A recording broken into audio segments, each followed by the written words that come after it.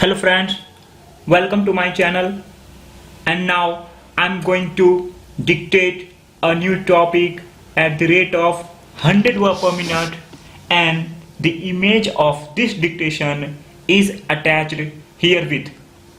So dictation will start after 15 seconds. 10 seconds left,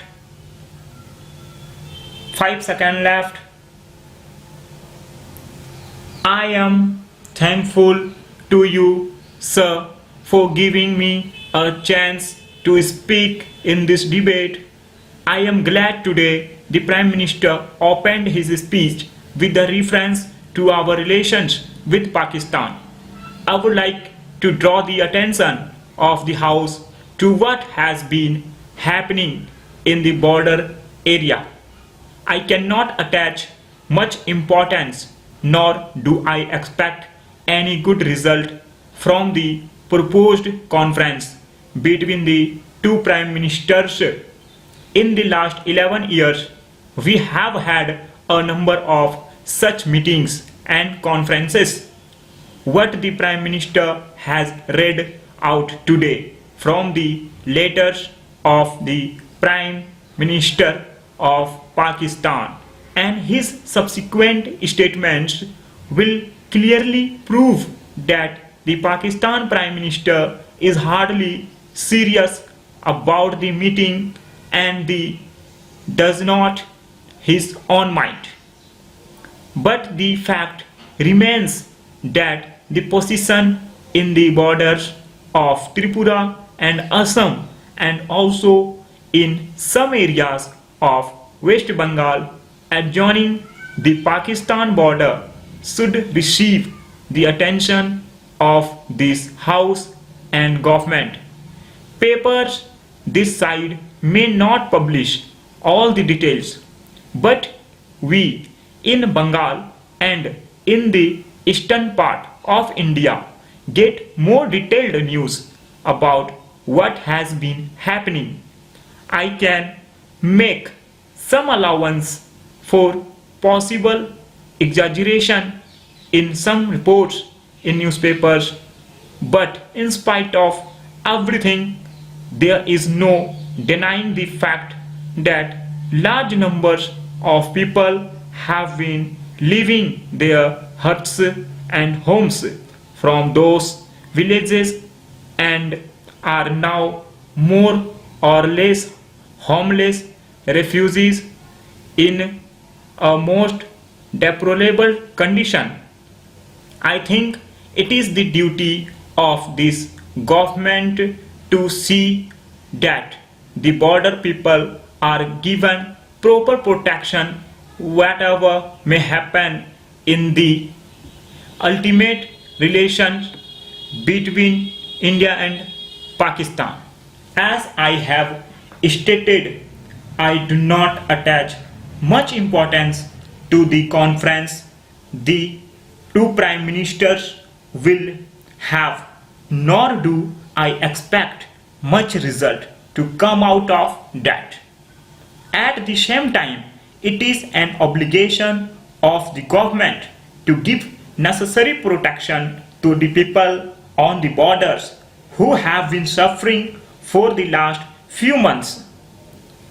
It is a sort of Cold War going on, and if the government have not been suffering so much, the people on the border area have been suffering terribly, and expect the Prime Minister to give due attention to this matter and see that the people on our side who are our citizens should not be made to suffer because of some disparate actions of Pakistan due to some political or other motives. I would like to draw attention of government and the House to another matter. After the integration of Kuch Bihar, there has been a number of small pockets. They have been called enclaves. some of which are surrounded by Indian territory but belongs to Pakistan, and some surrounded by Pakistan territory but belong to India. Something has to be done about these pockets. It is nearly 7-8 years that they have been lying in this position. There has been no administration in those pockets, and the people there are living in a very alarming condition. There have been all sorts of crimes, murders, decoities, etc. No administration is working in those pockets. In our pockets surrounded by Pakistan territory, it is not possible for our government to have any real administration in those areas, nor is it possible for the Pakistan government to provide proper administration in their pockets surrounded by our territory. So, on both sides have been suffering in these pockets. Then, sir, there was a proposal of the summit conference. I do not know why America was fighting shy about this conference.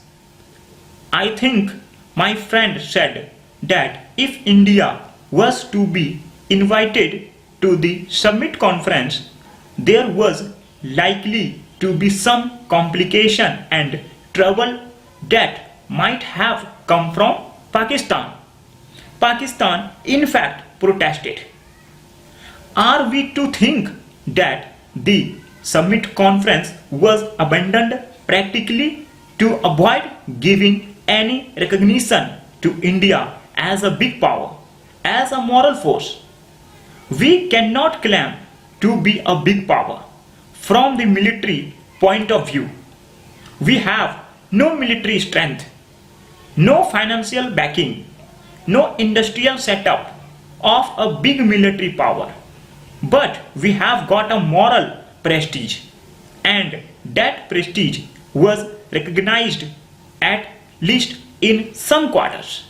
We have been recognized as friends of all the weak nations who have been fighting for independence and liberation, and that is a moral asset.